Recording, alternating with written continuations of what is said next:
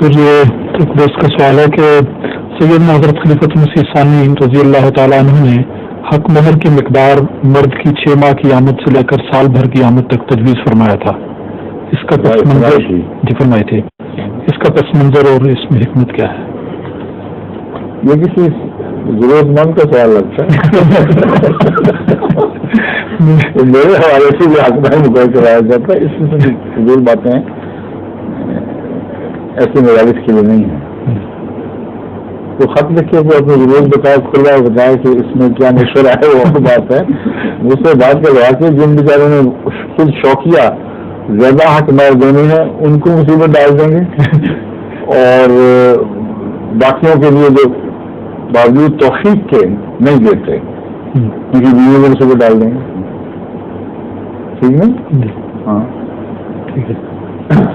مشورہ میں سوچ رہا تھا آگے کیا الفاظ ہیں. تجویز فرمایا ہے بس ٹھیک ہے.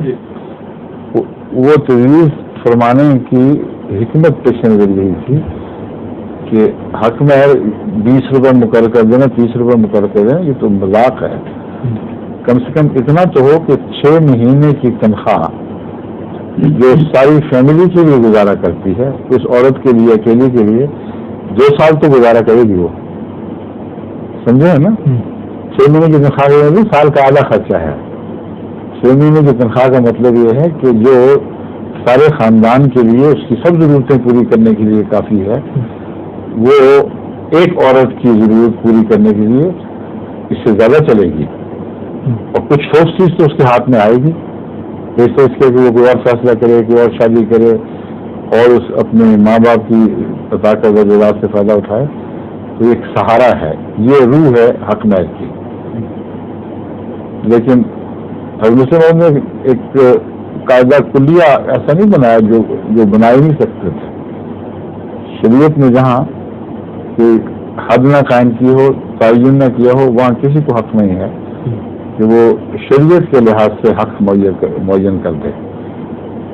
اس لیے ایک اصلاحی تجویز تھی جو ہر خلیفہ کا کام ہے اپنے وقت پہ اپنے جماعت کو نصیحت کے طور پر دیتا رہے.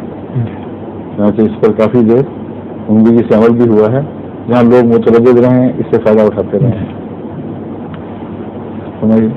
ظہور مہدی آخر زمان ہے